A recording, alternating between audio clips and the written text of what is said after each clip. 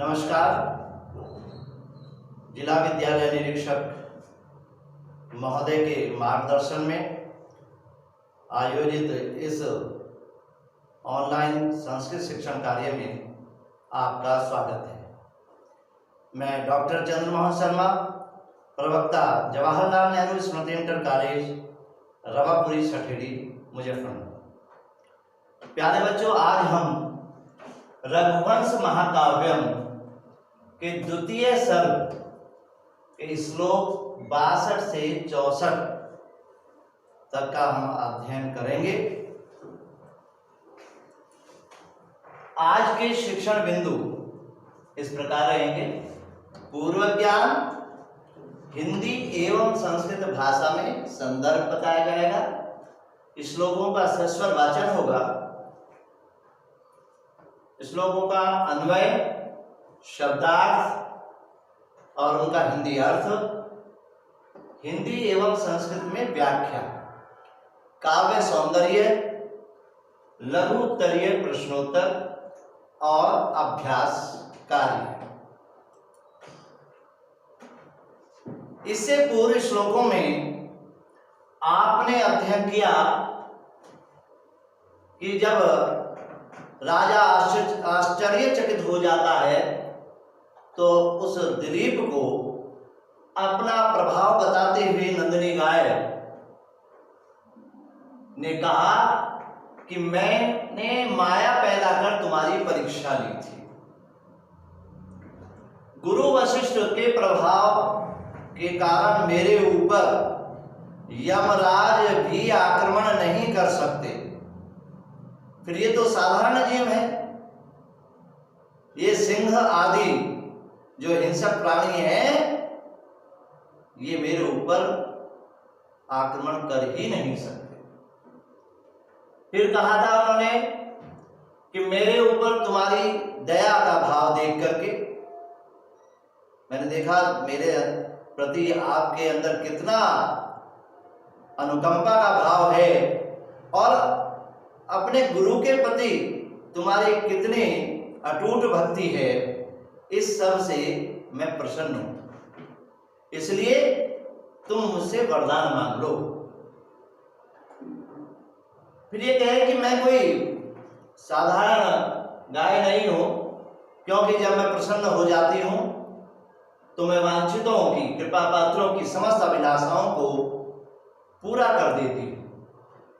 तब राजा दिलीप ने दोनों हाथ जोड़ करके वंश को चलाने वाले, कीर्ति वाले पुत्र का वरदान मांगा। यहां तक आपने पूर्व श्लोकों में अध्ययन किया था। अब आगे का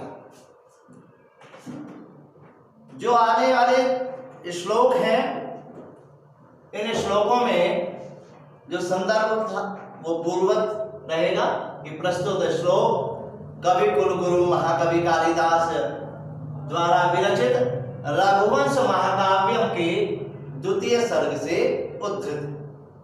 संस्कृत भाषा में संदर्भ होगा। प्रस्तुत श्लोक कवि कुलगुरु महाकवि कालिदास विरचित रघुवंश महाकाव्यस्य द्वितीय सर्गात् उद्धृत या अवतरित अस्ति। अब जो श्लोक पहला पढ़ेंगे 62वां हम, इसमें राजा दिलीप ने जैसे ही सिंह के सामने स्वयं को समर्पित किया, वैसे ही विद्याधरों के द्वारा पुष्प वर्षा हुई। तभी नंदिनी ने दिलीप से कहा, क्या कहा वो आप इस श्लोक में पढ़ें। इस श्लोक का सबसे पहले मैं सस्वर वाचन करूंगा, ध्यानपूर्वक सुनेंगे। तम विस्मितं धेनुर्वाच साधो मायामयो भाव्य परीक्षितोऽसि ऋषि प्रभामयिनान्त कोऽपि प्रभु प्रहर्तुं किमुतानि हिंस्रः प्रभु प्रहर्तुं किमुतानि इसका अन्वय करेंगे। पहले विस्मितम तम धेनु उवाच साधो मायामुद्भाव्य मया परीक्षितासि ऋषि प्रभावात् मयि अंततः प्रहर्तुं न प्रभु अन्य हिंसः किम उत। अब इनका एक एक शब्द का अर्थ बताऊंगा। विस्मितम तम धेनु, विस्मितम कहते हैं आश्चर्य में पड़े हुए, तम उसको, किसको, राजानम दिलीपम अर्थात दिलीप को या राजा, आश्चर्य में चकित पड़े हुए उस राजा को या राजा से धेनु उवाच, गाय बोली, वह नंदिनी गाय बोली। क्या बोली? साधु, हे साधु, हे भले पुरुष, हे सज्जन पुरुष, माया उद्भाव्य माया, माया को प्रकट करके, माया मेरे द्वारा, कि माया को प्रकट करके, माया को पैदा करके, उद्भाव्य उत्पन्न करके, माया परीक्षितासि, मेरे द्वारा परीक्षित हो, अर्थात मेरे द्वारा तुम्हारी परीक्षा ली गई है। ऋषि प्रभावात्मयी, बोले ऋषि के प्रभाव से, महर्षि वशिष्ठ ऋषि के प्रभाव से, मई मुझ पर, मेरे ऊपर, अंतकः, अंतम करो देती, अंतकः जो अंत कर देता है, नष्ट कर देता है, कौन? यमराज के लिए प्रयोग हुआ है अंत का शब्द। अंत का इत्यस्य शब्द से अर्थ यमराज, कि यमराज हम भी, यमराज भी, प्रहर्तुम, प्रहार कर्तुम, प्रहार करने के लिए, आक्रमण करने के लिए, आक्रमण करने में, नहीं, प्रभु, प्रभु कहते हैं सामर्थ्य, कि मेरे ऊपर यमराज भी प्रहार करने में समर्थ नहीं है, यमराज भी प्रहार नहीं कर सकते। के कारण ऋषि प्रभाव, ऋषि के प्रभाव से। फिर अन्य हिंसा केवल, जो अन्य हिंसक प्राणी है, चाहे वो सिंह है, चाहे कोई और अन्य प्राणी है, किम होत, इनकी तो बात ही क्या है, कि जब मेरे ऊपर यमराज भी प्रहार नहीं कर सकते, क्योंकि मेरे ऊपर महर्षि वशिष्ठ की कृपा है, उनका प्रभाव इतना है कि कोई मुझ पर, यमराज भी जब प्रहार नहीं कर सकता, तो ये साधारण शेर आदि जो हिंसक प्राणी है, इनकी तो बात ही क्या है। ये इसका हमने आपको एक एक शब्द का अर्थ बताया। वही शब्द आप यहाँ पर भी हमने दिए हैं, ताकि आपको कोई कठिनाई पैदा ना हो। आगे हम इसकी हिंदी व्याख्या कैसे स्पष्ट करें। आश्चर्य में पड़े हुए राजा दिलीप से नंदिनी ने मनुष्यवाणी में कहा कि हे साधु स्वभाव वाले राजन, मैंने माया रचकर तुम्हारी परीक्षा ली थी।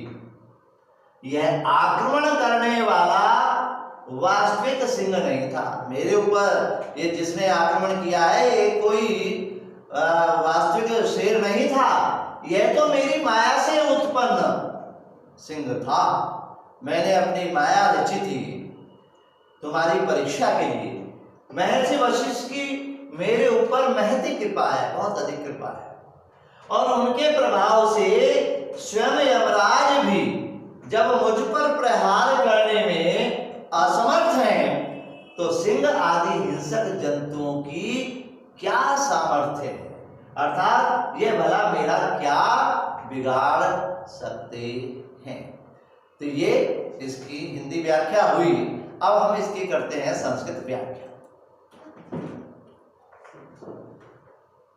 अद्भुतम दृश्यम दृष्ट्वा राजा दिलीपः विस्मितः संजाता। समझ में आ रहा होगा, बहुत साधारण सिंपल शब्दों का मैंने प्रयोग किया है। अद्भुत दृश्य को देखकर, दृष्टवा देखकर, राजा दिलीपः विस्मितः संजातः, विस्मित हो गया, आश्चर्यचकित, संजाता आश्चर्यचकित हो गया। तम विस्मितम विलोक्य नंदनी प्रवदत, उसको तम विस्मितम तम विस्मितम विलोक्य नंदनी प्रवदत, उसको अर्थात राजा दिलीप को आश्चर्यचकित देख करके नंदिनी बोली या नंदिनी ने कहा, भद्र दिलीप, अरे भले पुरुष, हे सज्जन दिलीप, मया मायाम उत्पाद्य, मेरे द्वारा माया को उत्पन्न करके तव परीक्षा कृता, तुम्हारी परीक्षा ली गई थी। वशिष्ठ प्रभावानमयी यमोपि प्रहारं कर्तुं न समर्था, वशिष्ठ के प्रभाव से मुझ पर यमराज भी प्रहार करने में समर्थ नहीं है, तो सिंहादिनाम हिंस्राणाम पशुनाम का शक्ति, सिंह आदि हिंसक पशुओं की तो क्या शक्ति है, इनकी तो क्या बात है, अर्थात ये कोई मेरे ऊपर प्रहार नहीं कर सकते। ये हमारी संस्कृत व्याख्या हुई। अब इसके पश्चात अगला श्लोक आता है। इस श्लोक में जब आश्चर्यचकित पड़े हुए राजा दिलीप से नंदिनी वर मांगने के लिए कहती है, अभी आपने पढ़ा ना कि मेरे ऊपर जो है यमराज भी प्रहार नहीं कर सकते, तो इनकी तो बात ही क्या है। तो उसको आगे और बढ़ाते हुए अपनी बात को आगे इसे श्लोक में भी नंदिनी ने कहा है। क्या कहा है इसमें? उसने वरदान मांगने के लिए कहा है। देखिए क्या, ध्यानपूर्वक सुनेंगे वाचन को। भक्त्या गुरौ मयि अनुकंपया च प्रीतास्मि ते पुत्र वरं वृणेष्व, न केवलानां पयसां प्रसूतिं अवेहि मां कामदुधां प्रसन्नाम्, अवेहि मां कामदुधां प्रसन्नाम्। अब इसका भी हम संस्कृत में अन्वय करेंगे। इसका अन्वय में, हे पुत्र, गुरौ भक्त्या मयि अनुकंपया च ते प्रीता अस्मि वरं वृणुष्व, माम केवलानां पयसां प्रसूति न वही प्रसन्नान माम कामदुधाम अवेहि। ये जो हमने ब्रैकेट में माम लिया ना, इस वाक्य को पूर्ति के लिए हमने यहाँ मामा है मुझको, है ना, कामदुधाम अवेहि जानो, तो ये वाक्य पूर्ति के लिए हमने रखा है। और ब्रैकेट में इसलिए रखा है पोस्टर में क्योंकि ये इस श्लोक का पार्ट नहीं है, उसका भाग नहीं है, लेकिन हमें अर्थ की पूर्ति करनी है। तो अब आप देखिए, हे पुत्र दिलीप, गुरौ भक्त्या मयि अनुकंपया च, गुरु के प्रति भक्ति, यानी तुम्हारी जो है गुरु के प्रति बहुत अटूट निष्ठा है, जो है भक्ति है। तो गुरु के प्रति अटूट भक्ति से मयि अनुकंपया, और मेरे प्रति जो अनुकंपा है, जो तुमने दया भाव दिखाया, उससे ते तुमसे प्रीता अस्मि, मैं तुमसे प्रसन्न हूं। कि गुरु के प्रति भक्ति से और मेरे प्रति अनुकंपा से या मुझ में दया करने से मैं तुमसे बहुत प्रसन्न हूं। वरम वृणुष्व, इसे वरदान मांगो। माम केवलानां पैसां प्रसूति न वही, क्योंकि माम मुझे केवलानाम पयसाम, केवल दूध देने वाली, प्रसूति जन्म देने वाली, यानी कि दूध उत्पादन करने वाली या दूध देने वाली, न अवेही, अवे में समझो, न में नहीं, कि मुझको केवल दूध देने वाली एक साधारण गाय मत समझो। प्रसन्नाम माम काम दुधाम अवेही, प्रसन्न हुई मुझको, मैं प्रसन्न हूं, ऐसी मुझको, प्रसन्न होने वाली मुझको, मुझ नंदिनी को, काम दुधाम अवेही, काम दुधाम, कामनाओं को पूर्ण करने वाली, मनोरथों को पूर्ण करने वाली अवेही समझो। इसका एक शब्द अर्थ के साथ इसका एक हिंदी अनुवाद हुआ। इन्हीं शब्दार्थों को हमने यहां पर भी दिया है कि आप ताकि बाद में भी इनका अवलोकन कर बीच में आने वाली समस्याओं का आप जो है निराकरण स्वयं कर सकेंगे। अब इसकी हम हिंदी व्याख्या स्पष्ट करेंगे अनुवाद के बाद।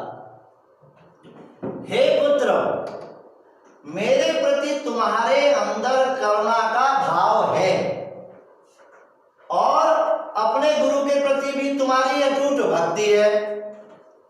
अतः तुम्हारी इन दोनों बातों से मैं बहुत अधिक प्रसन्न हूं, मैं बहुत अधिक प्रसन्न हूं, यहां मैं नहीं आया। इसलिए तुम मन चाहा वरदान मांग लो, जो तुम्हें चाहिए। मुझे फिर क्या उसकी शंका का निवारण भी करती है कि भाई ये गाय कुछ भी वरदान कैसे दे सकती है, तो बताइए, स्पष्ट कर रही है नंदिनी गाय, मुझे केवल एक दुधारू गाय ही मत समझो कि मैं दूध ही देती हूं और एक साधारण और अन्य गायों की तरह हूं। मैं जब प्रसन्न हो जाती हूं तो तुम्हारे जैसे कृपा पात्रों की समस्त अभिलाषाओं को पूर्ण कर देती हूं। मैं जब प्रसन्न हो जाती हूं तो कामधेनु के सदृश मैं वांछितों की, कृपा पात्रों की, जिस पर मेरी कृपा होती है, ऐसे लोगों पर मैं अपनी कृपा करके उनकी समस्त अभिलाषाओं को पूर्ण कर देती हूं। ये आपकी हिंदी व्याख्या हुई है। अब आप इसको संस्कृत व्याख्या। नंदिनी नृपम वाच, नंदिनी राजा से बोली, हे वत्स, हे पुत्र, गुरु भक्त्या मयि दया च, गुरु के प्रति भक्ति और मयि दया, और मेरे ऊपर दया, इससे मैं तुभ्यम प्रसन्नास्मि, मैं तुमसे बहुत अधिक प्रसन्न हूं। अतः इसलिए तुम वरम याचस्व, वरदान मांग, इसलिए तुम वरदान मांग लो। माम केवलानाम दुग्धानाम दात्री न विद्धि, मुझे केवल दूध देने वाली ही मत समझो, दूध देने वाली गाय मत समझो। यदा अहम प्रसन्ना भवामि, जब मैं प्रसन्न होती हूँ, तदा भक्तानाम मनोरथानाम पूर्तिम कर्तुम शक्नोमि, तब मैं अपने भक्तों की, अपने कृपा पात्रों के मनोरथों को पूर्ण करने में समर्थ हूं, अर्थात पूर्ण कर सकती हूं, मनोरथों को पूर्ण कर देती हूं। अब इस श्लोक का प्रश्न होगा, राजा दिलीप द्वारा नंदिनी से वर मांगे जाने का वर्णन किया है, यानी कि इस श्लोक में नंदिनी से वर मांग रहा है, क्योंकि इससे पहले कहा ना नंदिनी ने कि वर मांगो, तो क्या वर मांगता है, सबसे पहले इसका वाचन करेंगे। ततः समानीय समानितार्थी हस्तौ स्वहस्तार्जित वीर शब्दः वंशस्य कर्तारमनंत कीर्तिं सुदक्षिणायां तनयं ययाचे सुदक्षिणायां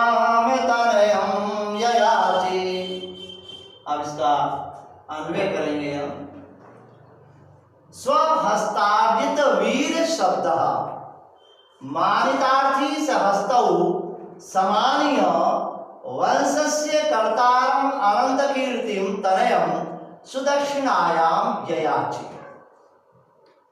क्या मांगा, क्या मांगना याचना की? तने पुत्र की याचना की।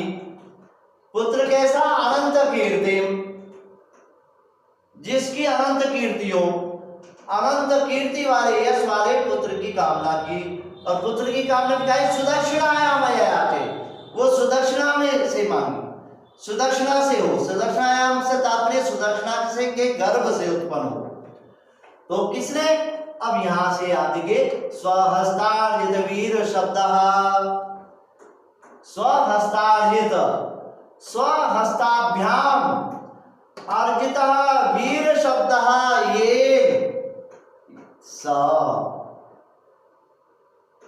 इसमें 3 शब्द है। स्वहस्त अर्जित वीर शब्द,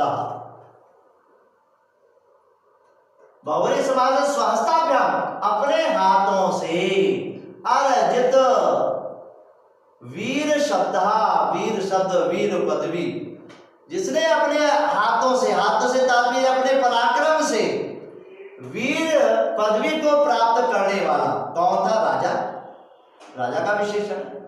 एक दूसरा मानितार्थी, जो याचक हैं उनको कामनाओं को पूर्ण करने वाला, याचकों की इच्छाओं को पूर्ण करने वाला कौन?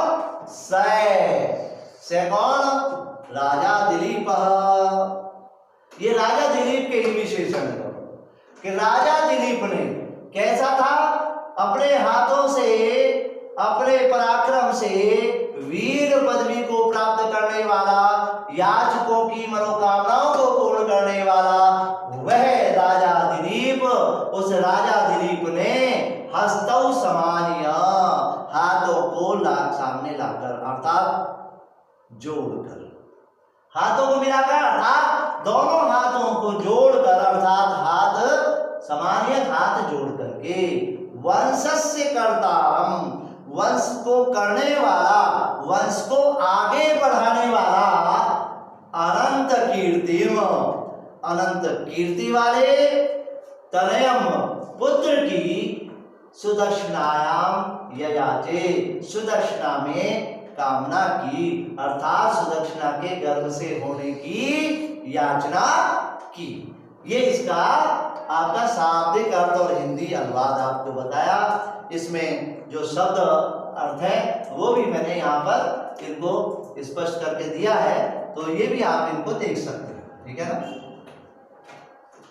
आगे हिंदी व्याख्या, हिंदी व्याख्या में इसको स्पष्ट करेंगे। वो अब तक अनुवाद बताया, अब हमें व्याख्या करनी है। तो नंदिनी प्रसन्न होकर राजा से वरदान मांगती है। ये टाइप में कि गलत हो गया है कि नंदिनी प्रसन्न होकर के राजा से वरदान मांगने के लिए कहती है।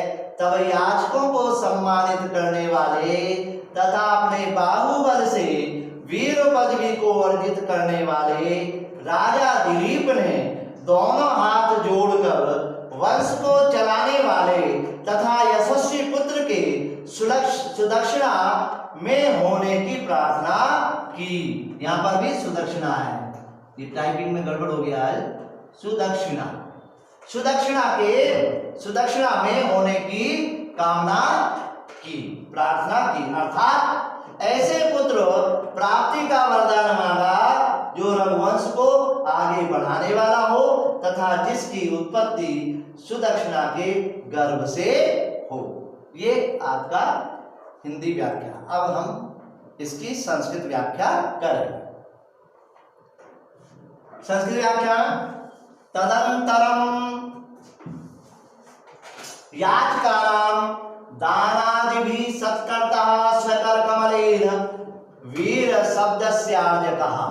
इसके पश्चात याचकों को दान आदि के द्वारा सत्कर्तः सत्कार करने वाले, स्वकर कमलेन वीर शब्दस्य अर्जकः अपने कर कमलों से अपने पराक्रम से वीर शब्द को प्राप्त करने वाले, वीर पदवी प्राप्त करने वाले उस राजा दिलीप ने गाय के सामने अंजलि बांध करके हाथ जोड़ करके कुलस्य प्रवर्तयिता, कुल को बढ़ाने वाला, अनंत कीर्ति और अनंत कीर्ति वाले पुत्र को ही स्वभार्याम सुदक्षिणायाम याचे, अपने भार्या सुदक्षिणा में याचना की, अर्थात सुदक्षिणा, यहाँ सुदक्षिणायाम आया है ना बार बार, ये सुदक्षिणायाम, सुदक्षिणा में तात्पर्य जो अर्थ निकलता है वो सुदक्षिणा के गर्भ से हो। पुत्र मांगा है, पुत्र मांगा, एक तो कहा कि अनंत कीर्ति वाला हो और कुल को बढ़ाने वाला अनंत कीर्ति वाला हो, लेकिन सुदक्षिणा से के गर्भ से उत्पन्न होने वाला हो, ऐसे पुत्र की उसने कामना की। अब काव्य सौंदर्य व्याख्या के बाद तो आप उसमें व्याकरणात्मक टिप्पणी भी देते हैं। ऐसी काव्य सौंदर्य की दृष्टि से तीनों श्लोकों में उपजाति छंद है। पहले भी आपको बताया इंद्र वज्रा और उपेंद्र वज्रा, इन दोनों को मिलाकर के उपजाति छंद बनता है। अब अति लघु उत्तरीय प्रश्न देखिए, साधो मायामुद्भाव्य मया परीक्षितासि इति कस्य कथनम। जो श्लोक पहले पढ़ा था, सबसे पहले वाली बात है, साधो हे सज्जन, मायामुद्भाव्य, माया को उत्पन्न करके मेरे द्वारा तुम परीक्षित हो, परीक्षा की गई है तुम्हारी। ये कस्य कथनम, किसका कथन है? अगर आप ध्यानपूर्वक सुन रहे हो तो निश्चित रूप से आपके मन में आ रहा होगा, किसने कहा था? नंदिनी इसने कहा था। तो कस्य कथनम, तो जिस जो प्रश्नवाचक शब्द है जिस विभक्ति में है उसी में उत्तर देना है। नंदिन्याः, नंदिनी का षष्ठी विभक्ति नंदिनी के, तो नंदिनी का कथन है। अब इस प्रश्न को इस प्रकार से भी पूछा जा सकता है, विस्मितम दिलीपम धेनु किम उवाच। आश्चर्यचकित दिलीप से गाय ने क्या कहा था? ये आएगा जो उत्तर दिया था, विस्मितम दिलीपम धेनु, क्या कहा? साधो मायाम उद्भाव्य मया परीक्षितोसि, ये सज्जन माया को उत्पन्न करके मेरे द्वारा तुम्हारी परीक्षा की गई है, ऐसा इतिवाच। तो ये इसका यहाँ पर उत्तर होगा। आगे, काम उद्भाव्य धैर्वा राज्ञा परीक्षिता, एक इस प्रकार से पूछा जा सकता है, किसको उत्पन्न करके, प्रकट करके गाय के द्वारा राजा की परीक्षा की गई? क्या पहले प्रकट किया? माया, तो मायाम इसका उत्तर है। आगे, कस्य प्रभावाद धेनो अंतकापि प्रणतो न प्रभु, किसके प्रभाव से धेनौ गाय पर अंतकः यमराज भी प्रहार करने में समर्थ नहीं है? किसका प्रभाव था? गाय ने स्पष्ट कहा महर्षि प्रभाव, महर्षि के प्रभाव से। तो यहाँ का ऋषि भी आ सकता है, महर्षि भी आ सकता है, वशिष्ठ से भी आ सकता है, वशिष्ठ ऋषि भी इसका उत्तर हो सकता है। अगला प्रश्न है, माम केवलाम पैसाम प्रसूतिम न भई, मुझे केवल दूध देने वाली दूध उत्पादिका गाय ना समझो, प्रसन्नाम, और मुझ प्रसन्न को समझो। क्या समझो? जब मैं प्रसन्न हो जाती हूं तो मुझे समझो, इसके समान समझो। क्या? काम दुधाम, कामनाओं को पूर्ण करने वाली, मनोकामनाओं को पूर्ण करने वाली समझो। आगे, दिलीपा सुदक्षिणायाम कीदृशम तनयम याचे, दिलीप सुदक्षिणा से किस प्रकार के पुत्र की याचना करता है? कैसे पुत्र की याचना करता है? अभी आया था, वंशस्य कर्तारम, वंश को बढ़ाने वाला, अनंत कीर्तिम च, और अनंत कीर्ति वाला, ऐसे पुत्र की कामना करता है। यह हमने आपको इन तीनों श्लोकों को विस्तार से हमने पढ़ाया। अब आपकी बारी है अभ्यास कार्य के लिए। तो आपको तीनों श्लोकों का ही संदर्भ सहित और प्रश्न सहित हिंदी व्याख्या करनी है, और संदर्भ सहित संस्कृत व्याख्या करनी है।